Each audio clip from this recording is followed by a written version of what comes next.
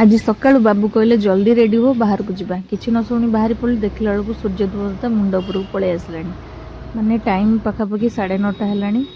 तो सकाळु आम कुआडे जाऊँ भिडटा को लास्ट टाइम देखो तो जानीपर आ जो मैंने आम पुरीर से मैंने जापे आम कौ रोड रे जाऊँ एत सकाळु आज कौन कम एमती पड़ला जे आम बाहरी पड़चु। यहाँ हूँ नरेंद्र पोखरी रोड जेहेतु आज 12टा हूँ शुक्रवार तो आमिष पूरा गहली लगी रोड रे।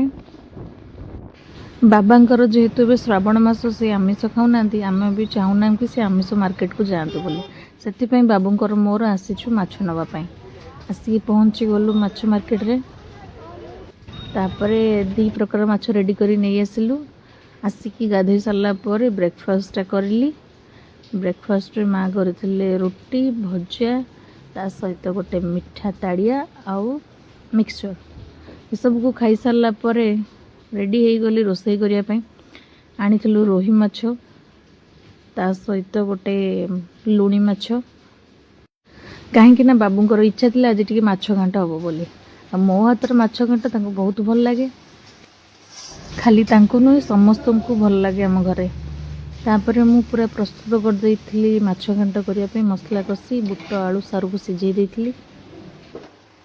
तापर माछ को मसला रे पकई दे कषि देकी बुट सिझा को पकई देइथिली। आपन तो मोर पूर्वर मु वीडियो शेयर करिछि माछ घांटर आपन देखि परिबे।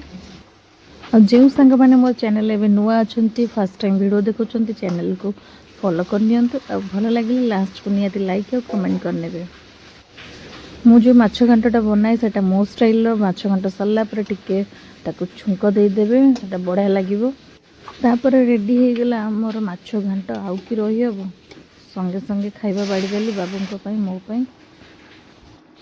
बाबा जेहेतु आम साधा खाइबे सी अलरेडी खाई सारे माँ पुओ को धरवे आम 2 जन खाइबू या तो आमर नीतिदिन कम। आजर माछ घांटर बेसी किसी परिवा पकईनी कहीं बाबू मना करते तो देखिपे केवल माछ बुट आउ गोटे 2टा आलू भाया देखा खाइबा बाड़ी देखी बाबू को डाकिली खाइबापी।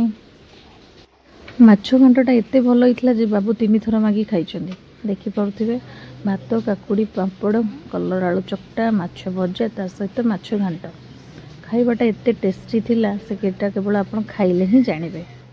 वीडियो भल लगी लाइक और कमेंट करें बिल्कुल भूलिए नहीं। देखा गोटे नुआ वीडियो।